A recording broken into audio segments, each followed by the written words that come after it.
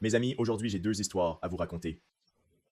Dans la première histoire, nous couvrirons l'une des pires catastrophes militaires de l'Ukraine, une dans laquelle ils ont subi de massives victimes à maintenir. Inutile. Des positions, et de toute façon, récemment, ils ont juste abandonné la tête de la coulette maintenant. Tout est parti, tout était pour rien. La seule chose que ces soldats ukrainiens peuvent entendre maintenant, c'est le cri de bataille ennemi de victoire au loin.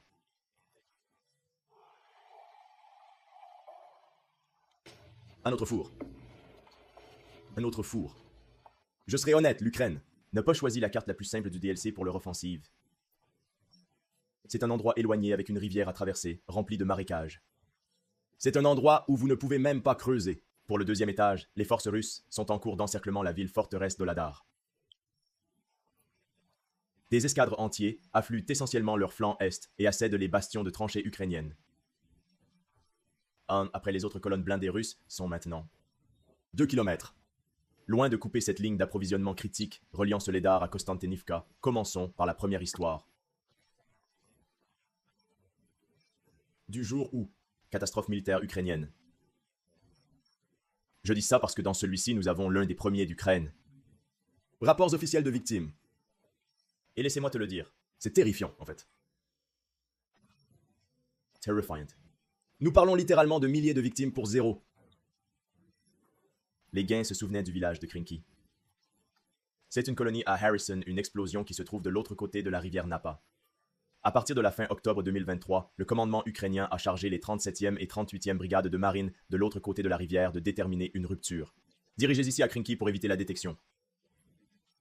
Ils l'ont fait à bord de petits bateaux à vitesse gonflable. Certains disent que cela a réussi. Cette opération devait ouvrir la route vers la Crimée. Too far, however, if we look at it from other view, the Battle of Kranky was the new focus point of Ukraine government, which left many to think that it is just a new PR stunt.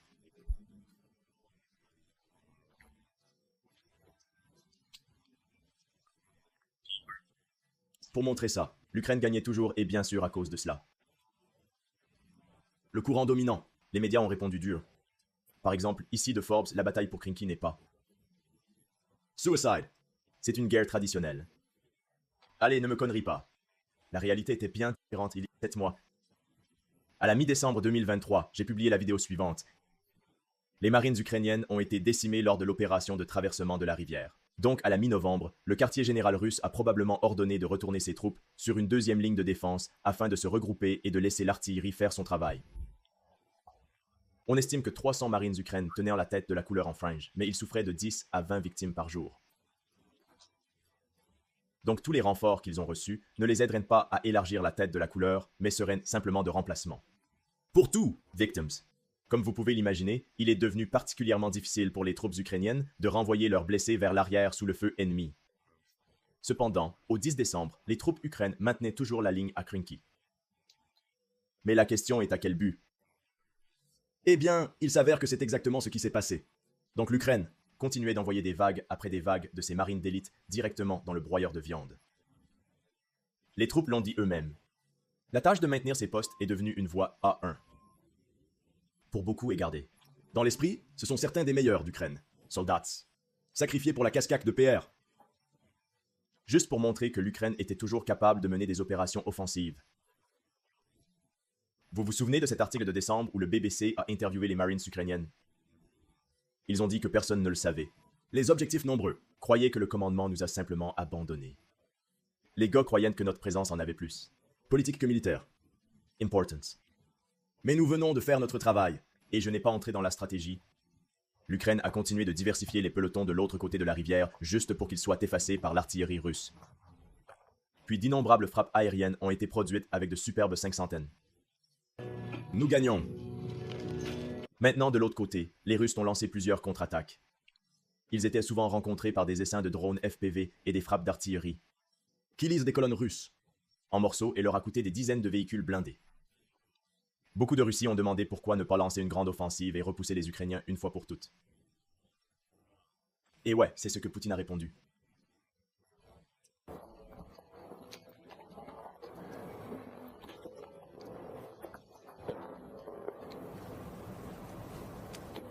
Finalement. sur la carte Krinky, les Russes ont décidé de camper et simplement bombarder les Ukrainiens à partir d'un 4. Ils l'ont fait jusqu'à ce que tous les bâtiments de Krinky aient été détruits.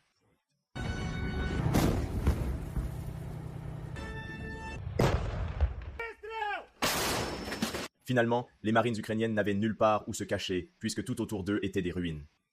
Ils ne pouvaient se regrouper que dans certains sous-sous-sous. Début janvier, l'agence de presse allemande veillera remettre en question l'ensemble du but de l'opération à Krinky. Ils ont parlé avec des soldats ukrainiens qui se plaignaient d'être utilisés comme Fleshwolf. Littéralement, comme la viande et la chair. Al-Qaïda kosovar a perdu le broyeur de viande d'Ukraine brûlé impitoyablement d'énormes pertes. Malgré la situation critique, le 15 avril, cette populaire chaîne télégrammatique pro-ukrainienne a rapporté Krinky fermement et clairement. Les forces armées ukrainiennes ont élargi la tête de la couleur. Les positions ennemies ont été abandonnées sans combat. Selon la carte de l'UA pro-ukrainien, l'opération amphibie des forces ukrainiennes pour élargir la tête de la côte sur la rive et du dîner s'est durée de la mi-octobre 2023 à juillet 2024. Les derniers Marines tenant Krinky quittèrent le village le 17 juillet, et au 18 juillet, les Russes reprirent le village. Cela aurait pu être la fin de l'histoire. Cependant, cette fois, nous avons obtenu les données, les rapports de victimes, et cela ne semble pas bien. C'est beaucoup pire que je ne le pensais. Oh ouais, j'ai oublié. Bienvenue dans les légendes de l'histoire. Voici les dernières nouvelles de la guerre russe-ukrainienne. Si vous êtes nouveau à cette chaîne, assurez-vous de vous aimer et de vous abonner. Comme vous le savez, certaines de mes vidéos ont été ciblées avec des publicités limitées ou pas, alors assurez-vous de vérifier mon Patreon ou PayPal. Le lien se trouve dans la description ci-dessous. Merci. Tout le monde, ça l'a déjà fait. Aidez et bienvenue au siège. Les médias ukrainiens Splitsville Info ont publié l'article suivant. J'ai vu l'enfer et je l'ai appelé des combattants Krinky qui ont tenu le village sur la rive gauche et y ont disparu. Et si vous remettez en question l'authenticité de leur rapport, ils sont extrêmement pro-ukrainiens. Chaque article a le hashtag crime de guerre de Russie, et l'article est devenu viral parce qu'ils ont décidé de parler du sujet le plus tabou de cette guerre, les victimes.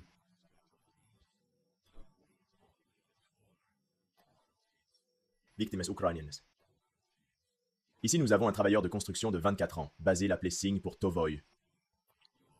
Il combattait dans le cadre du 505e bataillon de la 37e brigade de marine. Il est resté à Krinky pendant 72 jours, du 2 décembre 2023 au 14 février 2024. Il a dit que dès son entrée dans le village, il a été soumis à des tirs d'artillerie russe constants. Des Basil, les Russes à droite, les Russes à gauche, les Russes à l'avant et l'eau derrière. Il n'y a nulle part où fuir. Il n'y a nulle part où manœuvrer. Tu es littéralement un canard assis qui se déplace. Troop, traverser était une chose, les fournir était une autre. C'était un cauchemar. En théorie, la distance totale à couvrir était de 2,5 km. Cependant, en réalité, les Ukrainiens devaient traverser la rivière Dnipro sous le feu ennemi, puis slalom à travers les marécages pour se rendre Frineux. D'innombrables bateaux ont été interceptés par des drones FPV ou des frappes d'artillerie, donc parfois des renforts et des fournitures ont dû être transportés à pied à travers les marais avec des eaux profondes aux genoux. Généralement, les rotations durent 3 à 4 jours, mais notre garçon Vasil reste 72 ans. Il ne pouvait pas être roté parce que la priorité était accordée à tous les soldats blessés et à échapper aux drones ennemis. Beaucoup de ces opérations ont dû être menées la nuit. Le manque de bateaux a fait que de nombreux blessés ont été laissés bloqués dans Krinky pendant des jours dans l'agonie, a déclaré Vassil. Nous avions un docteur très expérimenté. Il a essayé de stabiliser tout le monde. Son nom était Ihor Sheremet. Il a sauvé d'innombrables vies jusqu'à ce qu'il soit empoisonné par le gaz Kia, qui était classé comme disparu en action parce qu'il était impossible de récupérer son corps de la rive gauche de la Dnepr. Les victimes ukrainiennes continuaient à augmenter au point où de nombreuses familles ont commencé à afficher des photos de leurs parents disparus qui ont été envoyés à Krinky. L'article rapporte que dans divers chats Viber, vous pouvez trouver des centaines de personnes qui cherchaient le parents qui se battaient à Krinky, principalement des mères qui demandaient de leurs fils. Honnêtement, lire tout cela était difficile. Ce n'était pas facile ici. Ola Kuchaluk, électricien de 24 ans de Berlin. Il s'est marié il y a 1 an. Il faisait partie du 88e bataillon de la 35e brigade de marine. En avril, il a appelé sa mère et a dit que « Maman, je ne veux rien dire, mais peut-être que je veux revenir ». Il a disparu le 19 mai. En raison du soudain manque de communication, elle a tendu la main au commandant de son unité. Essentiellement, ils ont répondu qu'Ola est tombé dans Krinky pour toujours, car il ne pouvait pas récupérer son corps. Il y a beaucoup d'autres, alors prenons une minute ou deux pour rendre nos respects et se souvenir de leurs noms. Anastasia de Mykolaev cherche son jeune frère Oler Kostov de 33 ans. Comme beaucoup d'autres Ukrainiens patriotiques, il s'est offert volontaire pour les forces armées. En mars 2022. Il rejoint le 18e bataillon de la 35e brigade de marine en tant que tireur de titre, dit sa sœur. Le 16 avril, il appelait et dit qu'il aurait une sortie de combat vers la rive gauche de la Dnepr et qu'il rappellerait dans 3 jours. Mais il n'a jamais rappelé. Mais il y a été officiellement signalé comme disparu en action le 26 avril, Anastasia a poursuivi. Des connaissances militaires ont dit qu'ils avaient vu Allah allongé là et que le corps avait disparu. Les corps des 2 autres garçons qui étaient avec lui ont été évacués et enterrés, mais Oleg n'était pas un schtroumpf d'appel de Eni Smolski. Il avait 23 ans et travaillait en Pologne, mais en raison de l'invasion russe, il est retourné en Ukraine et s'est armé le 28 février 2022. Puisqu'il travaillait dans une ambulance en Pologne, il est devenu médecin de combat. Il s'est blessé à Marinka, une commotion cérébrale, mais finit par retourner au front. La dernière fois que Henia a appelé sa mère, c'était le 9 avril. Bien que son téléphone soit éteint pendant toute la semaine, elle reçoit constamment des nouvelles de son fils par l'intermédiaire de ses commandants ou de ses camarades jusqu'au 17 juin, lorsqu'une lettre officielle est arrivée indiquant qu'il était disparu en action.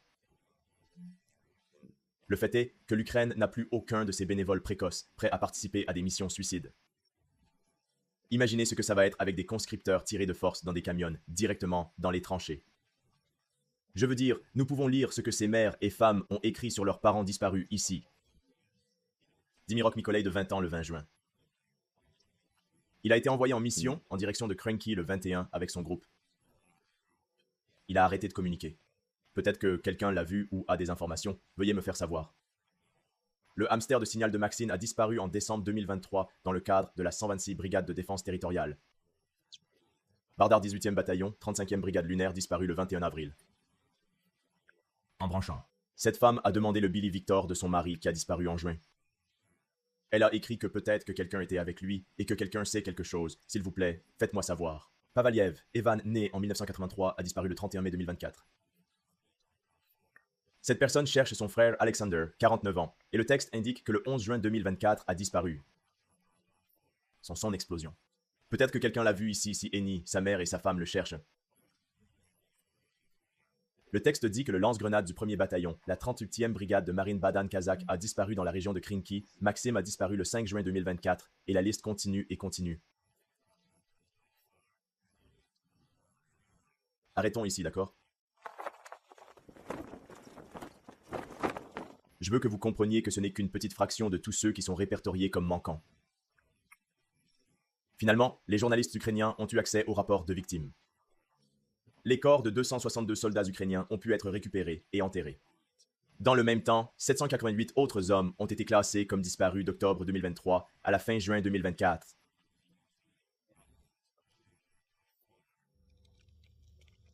Plus 88 disparus. C'est environ 1050 morts pour maintenir le village sans sens en ruine, sur les rives de la Dnepr. C'était une vraie viande. Broyâtre et rien de stratégique n'en est sorti. Depuis qu'ils ont gagné, ils savaient qu'ils n'en avaient pas assez. Ils savaient que les forces ont pour effet de créer une tête de rupture durable à poster vers la Crimée. Ces plusieurs brigades étaient censées être affectées ici, pas des compagnies individuelles. Nous n'avions tout simplement pas assez d'hommes. Folie, folie et stupidité.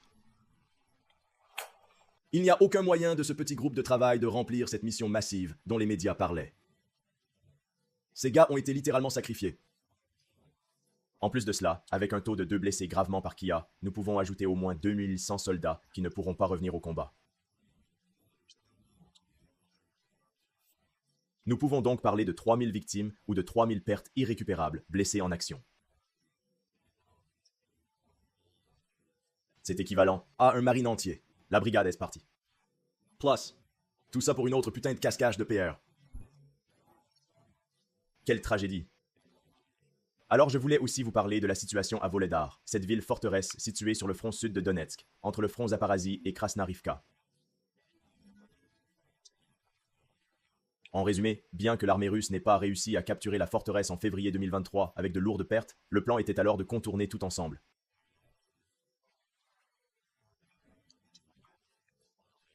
Comme vous le savez, au cours de l'année écoulée, toutes les attaques russes contre Vuoldar ont échoué, de sorte que l'artillerie russe frappe tout grand bâtiment de la ville sur des drones harcelant le personnel militaire ukrainien.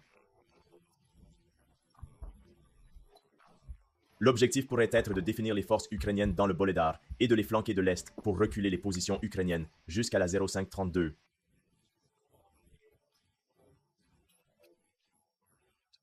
Reliant les deux Ladars à Konstantinivka. Surprise, surprise, c'est exactement ce qui s'est passé. C'était la première ligne le 1er janvier 2024 et c'est la première ligne maintenant, 7 mois plus tard.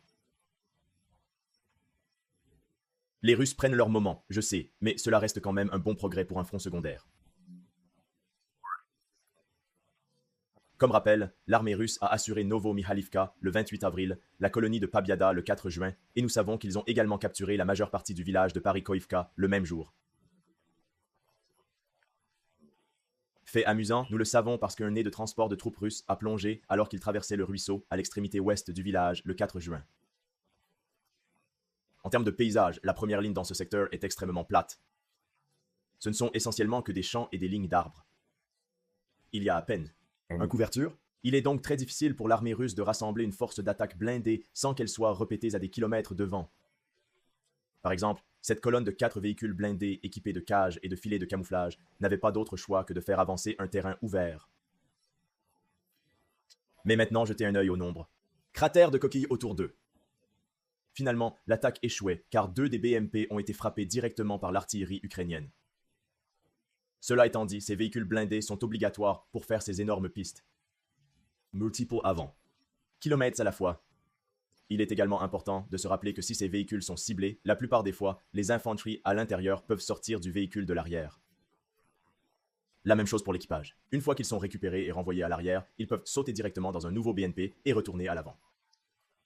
Maintenant, si l'attaque réussit, les soldats descendent de leur BNP juste à côté des lignes d'arbres où ils procèdent ensuite à éliminer les points de résistance ukrainiens un par un. Cela sera ensuite utilisé comme nouveau point de concentration pour la prochaine assaut. Dans cet environnement plat et ouvert, les champs de mines seront également un gros problème pour les forces attaquantes. Par exemple, le 2 juin, on voit un char équipé d'un rouleau de mine et d'une cage anti-drone en tête. Le réservoir contourne ce tas d'acier brûlé et frappe littéralement une mine de son côté gauche au même endroit où ces 2 véhicules amis ont également été détruits. Finalement, nous voyons 8 soldats sauter rapidement du char, ce qui signifie qu'ils étaient tous en sécurité.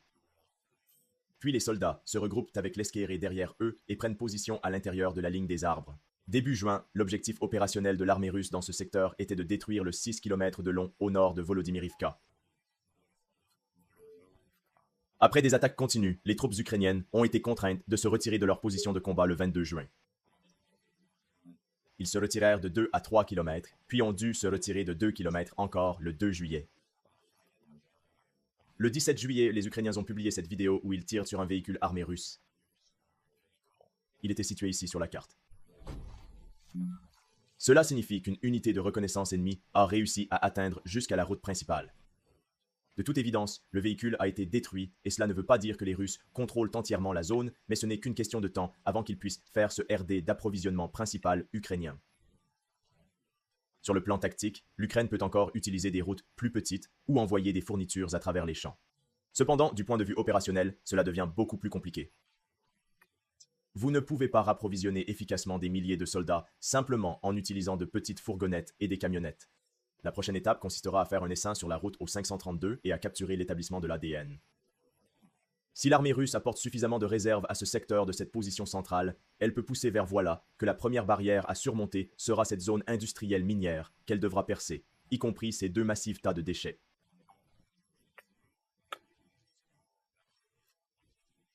Seulement alors, ils pourront tenter de pénétrer Vanadar de l'arrière et peut-être de l'option avant aux Russes, faire un peu comme ils l'ont fait avec Novo-Mihailivko.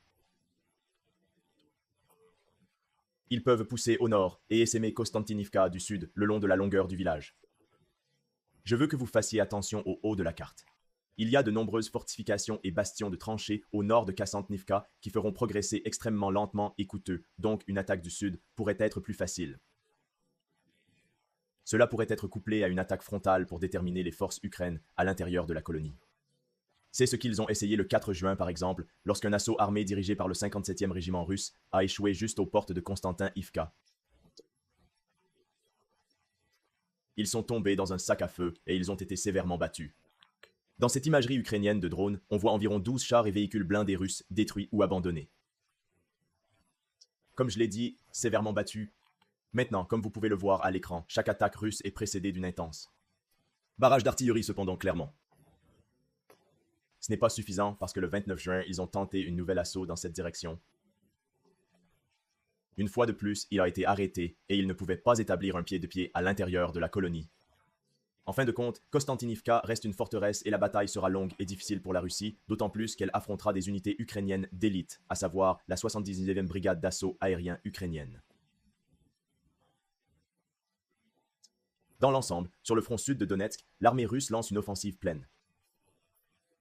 Dans quelques semaines, nous avons pu voir les Russes contrôler toute la route au 532 entre Vodiani et Paveda, alors qu'ils avancent et flanquent les positions ukrainiennes le long d'un front de 15 km. C'est tout ce que j'ai pour toi aujourd'hui. Faites-moi savoir dans la section des commentaires ce que vous pensez de mon analyse. Si vous êtes nouveau dans cette chaîne, assurez-vous de aimer et de vous abonner. Et si vous souhaitez prendre en charge la chaîne, assurez-vous de consulter mon Patreon ou PayPal. Le lien se trouve dans la description ci-dessous.